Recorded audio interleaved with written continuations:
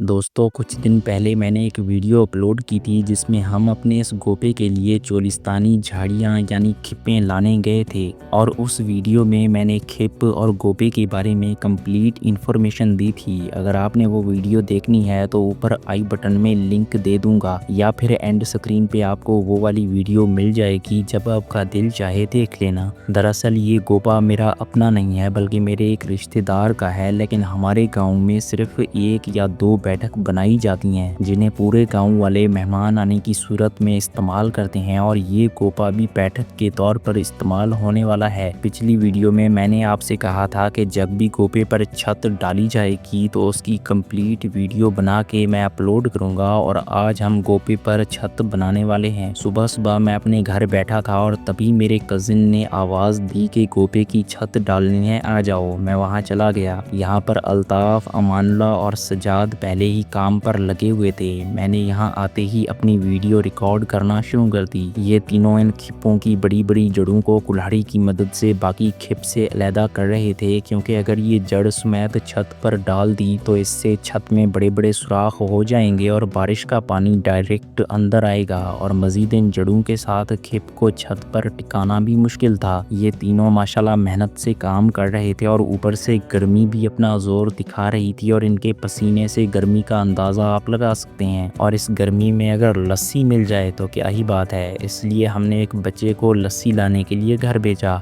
वो कुछ ही देर में बाल्टी भर के घर से मीठी लस्सी ले आता है। सज्जाद ने गिलास वगैरह साफ करके लस्सी सब में तकसीम करना शुरू कर दी। लस्सी काफ़ी अच्छी बनी हुई थी, पीकर मज़ा ही आ गया। लस्सी पीने के बाद सब वापस काम पर लग गए। तमाम खिप्पों की जड़ों को अलहदा करके हमने अलग से ढेर लगाना शुरू कर दिया। आइए मैं आपको गोपे का अंदरूनी मंजर दिखाता हूँ। तो ये गोपा अंदर से कुछ इस तरह का दिखाई देता है। गोपे में जो ऊपर चोटी आप देख रहे हैं वहाँ पर एक मोटी लकड़ी मजबूती के साथ लगाई जाएगी और इसी मोटी लकड़ी से रस्सियाँ बांध के नीचे खिपों को बांधा जाएगा।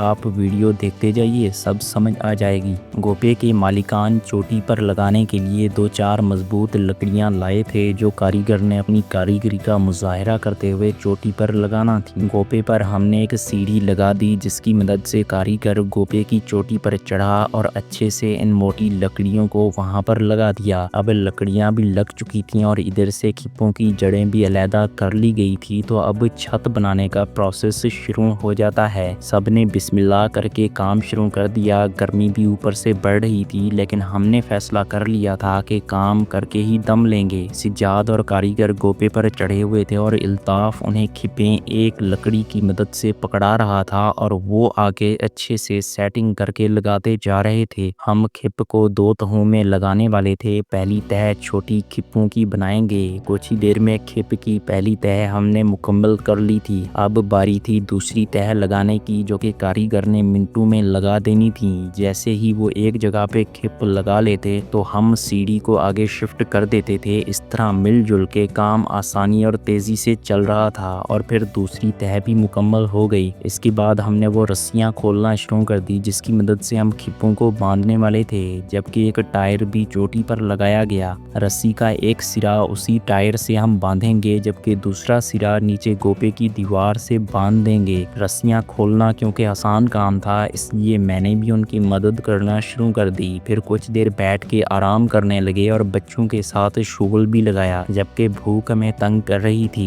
इतने में दूसरा कारीगर भी आ गया जो कि रस्सियां बांधने वाला था। उसने हमें गाइड किया और हमने मिलकर गोपे के अंदर जाकर तमाम रस्सियों को अंदर खींचा जिससे खिपें प्रेस हो गई और फिर हमने उन रस्सियों को गोपे के अंदर मजबूती से बांध दिया। इधर ये रस्सियां गोपे के अंदर बंधी हुई थी जबकि ऊपर चोटी पे ये टायर के साथ बांध दी गई थी। अब गर्मी की शिद्दत को कम करने के लिए बादल भी बन चुके थे। इतने में खाना भी आ गया। खाने में ज़बरदस्त किस्म की आलू बिरयानी पकी हुई थी, मगर पहले मैंने रोटी खाने का फैसला किया लेकिन स्वाद नहीं आया, तो फिर मैं चावलों पर टूट पड़ा। मैंने और मेरे कज़न ने जी भर के चावल खाए और 4-5 प्लेटें चट कर गए। चावल हमने काफ़ी ज़्यादा खा लिए थे, इसलिए अब हमारा काम के लिए उठने को दिल नहीं कर रहा था। इतने में चाय भी आ गई जो कि हमेशा से ही हमें पसंद है। हमने चाय पी ली और अब खाना भी खा लिया था, तो अब पतली गली पकड़ने का वक्त था, लेकिन हम भागे नहीं क्योंकि अब हमारा काम ख़त्म हो चुका था। अब बस कारीगर ने छत पर मज़ीद रस्सियाँ लगा के छत को और मजबूती देनी थी। तो उसने अपना काम करना शुरू कर दिया, जबकि हम सिर्फ उसे देख रहे थे और आपस में गप्पे लगा रहे थे। कारीगर ने ऊपर ऊपर की तमाम रस्सियाँ बांध दी और नीचे वाली रस्सियाँ बांधने के लिए सज्जाद और इल्ताफ़ ने अपना काम दिखाना शुरू कर दिया। वो चारपाई पर चढ़ के काम कर रहे थे, मगर अल्ताफ़ को ये तरीका ज़्यादा जमा नहीं, तो उसने सज्जाद को अपने कंधों पर उठा लिया और सज्जाद कंधों पे बैठा रस्सियाँ बांध रहा था। और इसी तरह हंसी मजाक और शुगल लगाते हुए हमने गोपे की छत का काम मुकम्मल कर लिया था। और ये रहा छत मुकम्मल होने के बाद गोपे का सीन। अभी भी इसमें थोड़ा सा काम बाकी है। ये जो इसकी साइडों से खिप्पें लटक रही हैं, इन्हें अगर थोड़ा थोड़ा कट कर लिया जाए तो इसकी शेप ठीक हो जाएगी। बाकी गोपा इतना बड़ा नहीं है, लेकिन एक या दो चारपाइयाँ आराम से फिट आ जाएंगी। हमारे गांव में एक और बैठक भी है जहां पर बहुत बड़ा गोपा बना हुआ है। अगर आप कहेंगे तो मैं वो भी आपको दिखा दूंगा। उस गोपे की कैपेसिटी ज़्यादा है। तो इसी के साथ हम अपनी वीडियो का एंड करते हैं। तो अगर आपको हमारी वीडियोस पसंद आ रही हैं तो सब्सक्राइब ज़रूर कीजिए। तो मिलते हैं अगली वीडियो में, तब तक के लिए अल्लाह हाफिज़।